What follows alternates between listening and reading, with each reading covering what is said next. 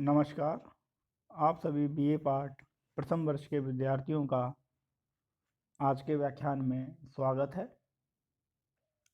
आज हमारा व्याख्यान हमारी सेकंड पेपर जो है सामाजिक मानव शास्त्र एक परिचय के यूनिट 3 पर होगा। यूनिट 3 में आपके पाठ्यक्रम में 3 अवधारणाएं हैं: संस्कृति, जादू और धर्म। संस्कृति के संबंध में हम हमारे जो प्रथम पेपर की जो दूसरी इकाई है उसमें हमने संस्कृति का अर्थ, परिभाषा, विशेषताएं, संस्कृति की इकाइयाँ आदि पर विस्तृत चर्चा की थी। साथ ही हमने संस्कृति के प्रकारों पर भी चर्चा की थी, जिसमें आगमन ने जो संस्कृति के 2 प्रकार बताए, भौतिक संस्कृति और अभौतिक संस्कृति, उस पर हम चर्चा कर चुके थे। सेकंड पेपर में भी थर्ड इकाई में संस्कृति की अवधारणा हमारे पाठ्यक्रम में है। यहाँ संस्कृति की व्याख्या आदिम समाजों के अंतर्गत की जानी है और संस्कृति का अर्थ, परिभाषाएं, विशेषता, संस्कृति के प्रकार, संस्कृति की इकाइयाँ प्रथम यूनिट के अनुरूप ही हैं। इस इकाई में जो अतिरिक्त जो हमारे पाठ्यक्रम का हिस्सा है उसके अंतर्गत संस्कृति प्रवर्धन के सिद्धांत सम्मिलित हैं, अर्थात संस्कृति का विकास या संस्कृति में परिवर्तन और परिमार्जन किस प्रकार होते हैं, या सादा अर्थों में कहें संस्कृति में वृद्धि कैसे होती है, उसके सिद्धांत यहाँ हम चर्चा करेंगे। सर्वप्रथम हम संस्कृति एवं प्रवर्धन के सिद्धांतों के अंतर्गत हमें यह ज्ञात है कि संस्कृति की सबसे प्रमुख विशेषता यह है कि इसमें गतिशीलता और परिवर्तनशीलता का गुण पाया जाता है। किसी भी समाज की संस्कृति उसके सदस्यों की आवश्यकता के अनुरूप होती है। सदस्यों की आवश्यकता में भी परिवर्तन आने के साथ साथ संस्कृति में भी परिवर्तन आने लगता है।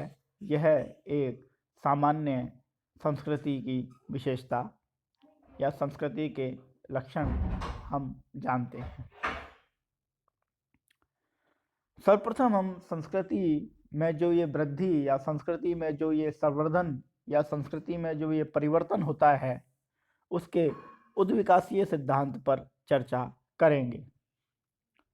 हर्बर्ट स्पेंसर के अनुसार उद्विकास किसी तत्व का समन्वय तथा उससे संबंधित वह गति है जिसके दौरान वह तत्व एक अनिश्चित असंबद्ध भिन्नता में बदलता है। अर्थात हर्बर्ट स्पेंसर पहले उद्विकास की परिभाषा देते हैं। हर्बर्ट स्पेंसर के अनुसार उद्विकास किसी तत्व का समन्वय तथा उससे संबंधित वह गति है, अर्थात एक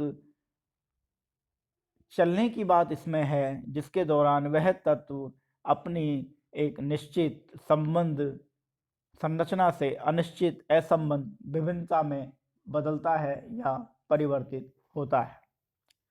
डार्विन के अनुसार किसी वस्तु का सरलता से जटिलता की ओर जाना उद्विकास है। सरलता से जटिलता की ओर जाने की यह प्रक्रिया कुछ निश्चित चरणों में पूर्ण होती है। अर्थात उद्विकासीय संस्कृति परिवर्तन के उद्विकासीय सिद्धांत की मूल भावना यही है कि संस्कृति का विकास सरलता से जटिलता की ओर होता है और यह कुछ निश्चित चरणों के अंतर्गत होता है। मॉर्गन, जो कि एक सामाजिक मानवशास्त्री हैं, ने उद्विकासीय सिद्धांत के प्रतिपादक माने जाते हैं। मॉर्गन का मानना है कि मानव जाति का इतिहास अपने उद्गम, अनुभव और प्रगति में एक है। मॉर्गन के मत में विकासवाद का सरलता से धीरे धीरे जटिलता में बदलने का सिद्धांत मानव विकास और संस्कृति के विकास में भी सही चरितार्थ होता है। और इसी के अनुरूप मॉर्गन ने संस्कृति के 3 स्तर उद्विकासीय मानव समाजों के अंतर्गत बताए हैं। सबसे पहले असभ्य समाज, फिर बर्बर समाज और फिर सभ्य समाज के रूप में मॉर्गन ने उद्विकासीय मानव समाजों की उद्विकासीय व्याख्या की है। मॉर्गन स्पष्ट रूप से कहते हैं कि मानव जाति का इतिहास अपने उद्गम, अनुभव और प्रगति में एक है, और यह जो विकासवाद है यह भी सरलता से जटिलता की और निश्चित चरणों में बदलने की एक प्रक्रिया है। इसी क्रम में मॉर्गन ने मानव समाजों को 3 स्तरों के अंतर्गत उद्विकासीय क्रम में रखा। सर्वप्रथम असभ्य समाज, फिर बर्बर समाज और फिर सभ्य समाज अर्थात सिविल सोसाइटी, जिसकी हम आज वर्तमान में सदस्यता ग्रहण करते हैं। अब असभ्य समाज क्या होता है मॉर्गन के अनुसार? इस अवस्था के 3 उपस्तर हैं, प्राचीन, मध्य और उत्तर काल। प्राचीन अवस्था मनुष्य के प्रारंभ की अवस्था है। मध्य स्तर में मछली मारने, आग के उपयोग,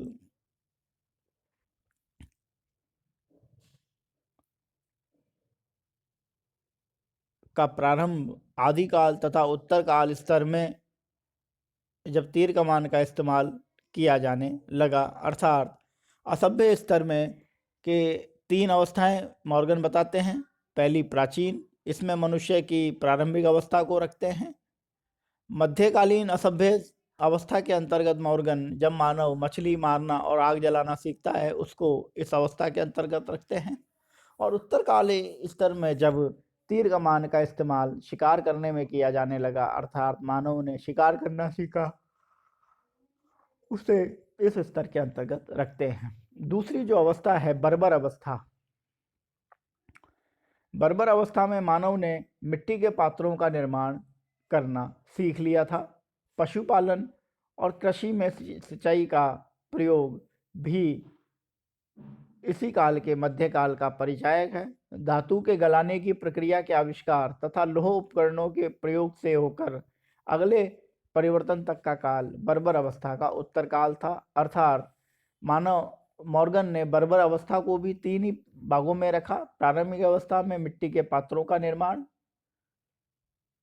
और मध्यकाल अवस्था में पशुपालन और सिंचाई, और उत्तर काल के अंतर्गत लोहे के उपकरणों का इस्तेमाल अर्थात धातु को गलाने की प्रक्रिया और लोहे के उपकरणों का उपयोग इस अवस्था के अंतर्गत मानव ने किया।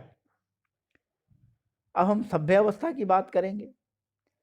वर्णमाला और लेखन के आविष्कार से इसका प्रारंभ माना जाता है, अर्थात जब से मानव ने अपनी भाषा को एक लिपि के अंतर्गत रखा, उसे सभ्य अवस्था का आरंभिक काल मॉर्गन के अनुसार माना जाता है। मॉर्गन के अनुसार समकालीन पश्चिमी यूरोपीय समाज की परिस्थितियों की गिनती भी सभ्यता के अंतर्गत ही होती है। इस प्रकार मॉर्गन ने मानव समाज के उद्विकास को 3 स्तरों में रखा: असभ्य, बर्बर और सभ्य अवस्था। इसके पश्चात मानव ने विवाह की उद्विकासीय प्रक्रिया से भी अवगत कराया, जिसकी हम चर्चा पूर्व में नातेदारी, विवाह एवं परिवार की जो अपनी इकाई थी सेकंड, उसमें भी कर चुके हैं। मॉर्गन ने कहा कि सबसे पहले विवाह की जो अवस्था थी वह यौनाचार की अवस्था थी। उसके पश्चात समय के साथ उसमें परिवर्तन आता है, और फिर यौनाचार की अवस्था समूह विवाह के अंतर्गत परिवर्तित हो जाती है। समूह विवाह का भी धीरे धीरे निश्चित चरणों के पश्चात परिवर्तन बहुपति विवाह के रूप में होने लगता है, अर्थात समूह विवाह की अवधारणा बहुपति विवाह के अंतर्गत परिवर्तित हो जाती है। उद्विकासीय चरण का अगला चरण बहुपति विवाह के पश्चात स्वैच्छिक एक विवाह के रूप में सामने आने लगा, अर्थात अपनी इच्छा से विवाह का प्रारूप समाजों में सामने आता है। इस प्रारूप के पश्चात बहुपत्नी विवाह का प्रचलन चला, अर्थात एक व्यक्ति एक से अधिक स्त्रियों से विवाह करके रह सकता था। और वर्तमान में बहुपत्नी विवाह का परिवर्तन एक विवाह के रूप में हो चुका है, अर्थात आज एक दंपति के रूप में सिंगल पुरुष और महिला ही विवाह बंधन में बस सकते हैं और उनके जब तक कि विवाह विच्छेद नहीं हो जाता कानूनी आधार पे, तब तक वह दूसरा विवाह भी नहीं कर सकते हैं। इस प्रकार मॉर्गन ने विवाह के उद्विकासीय प्रारूप से अवगत कराया। उसके पश्चात मॉर्गन परिवार की उद्विकासीय अवस्था को भी परिचित कराते हैं। मॉर्गन का मानना है कि सबसे पहले जो परिवार की अवस्था थी वह मात्र रेखीय परिवार था, अर्थात परिवार का संचालन, परिवार के समस्त कार्यों में प्रभावी भूमिका माता की होती थी। धीरे धीरे इसमें परिवर्तन आया और परिवार पितृरेखीय परिवार बन गए, अर्थात माता के स्थान पर पिता का स्थान सर्वोपरि हो चुका था, अर्थात परिवार पिता केंद्रित होने लगे। इसके पश्चात जो परिवार की अवस्था है वह उभय रेखीय है, अर्थात इसमें माता एवं पिता दोनों की भूमिका समान रूप से केंद्रित हो जाती है। इसे उभय रेखीय परिवार कहते हैं। मॉर्गन इस प्रकार विवाह और परिवार की उद्विकासीय चरणों की व्याख्या करते हैं। इसके पश्चात टायलर भी माने हुए सामाजिक मानवशास्त्री हैं। उन्होंने भी धर्म के उद्विकासीय चरण की बात की। टायलर का मानना है कि धर्म का जो प्रवर्धन है वह बहुदेववाद से एक देववाद की तरफ होने लगा, अर्थात प्राचीन अवस्था में मानव ने हर किसी पेड़, पक्षी, पौधे, पत्थर, पहाड़ में देवताओं का वास माना और इस तरह बहुदेववाद की संकल्पना उस समय दृष्टिगोचर होती है। परंतु उद्विकास की प्रक्रियाओं के चरण के कारण मानव बहुदेववाद से एक देव अर्थात एक ही देव को मानने वाला बना और इसीलिए जो धर्म का जो उद्विकासीय प्रारूप है वह इसे बहुदेववाद से एक देववाद की ओर ले जाता है। इसी प्रकार हेड्डन नामक मशहूर मानवशास्त्री ने भी कला का परिवर्धन प्रस्तुत किया। उनका मानना था कि कला जो थी वह शुरू में प्रारंभिक अवस्था में यथार्थवादी थी और धीरे धीरे वह अपना परिवर्तन कर संकेतवादी हो गई, अर्थात रेखा चित्रवादी हो गई। अर्थात हेड्डन का मानना है कि कला का यथार्थवादी से संकेतवादी होना भी यह उद्विकासीय प्रवर्धन के संस्कृति के सिद्धांत के अंतर्गत शामिल किया जाता है। संस्कृति के उद्विकासीय सिद्धांत की हम अब आलोचनाओं की बात करेंगे। सर्वप्रथम इसका जो उद्विकासीय सिद्धांतवादियों का यह मानना कि विकास सरल से जटिल अवस्था में होता है गलत है, क्योंकि यह निर्णय करना कठिन है कि संस्कृति, समाज और परिवार आदि का कौन सा रूप सरल व कौन सा रूप जटिल मानती है।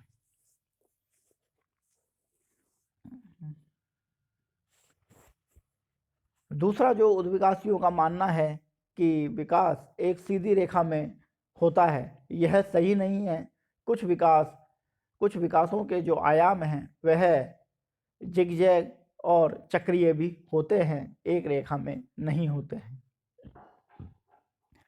तीसरा, सरल, सादा और छोटे समाज आज भी अपनी अवस्था को बनाए हुए हैं, उनमें परिवर्तन या उनमें उद्विकास क्यों नहीं हुआ, यह सिद्धांत इसको भी नहीं समझा पाता है।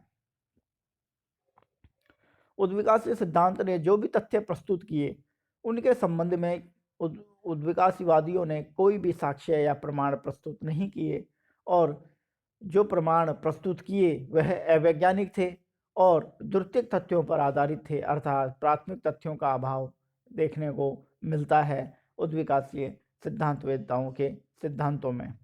और अंतिम आलोचना कि उद्विकासीय सिद्धांत प्रसार का विश्लेषण करने में पूर्ण रूप से असफल है, अस्वस्थ है, अर्थात जो प्रसार की अवधारणा थी, प्रसार का तात्पर्य चारों तरफ फैलने से था, वह उद्विकासीय सिद्धांत नहीं समझा पाता है यह एक दिशा में ही परिवर्तन की बात को स्वीकारता है, संपूर्ण दिशाओं में परिवर्तन की बात को नहीं स्वीकारता। इस प्रकार आज के व्याख्यान में हमने संस्कृति प्रवर्धन के जो सिद्धांत हैं उनमें प्रथम सिद्धांत जो है उद्विकासीय सिद्धांतवेत्ताओं का, उस पर चर्चा की। अगले व्याख्यान में हम इसके आगे के सिद्धांतों पर चर्चा करेंगे। आज के लिए इतना ही। धन्यवाद।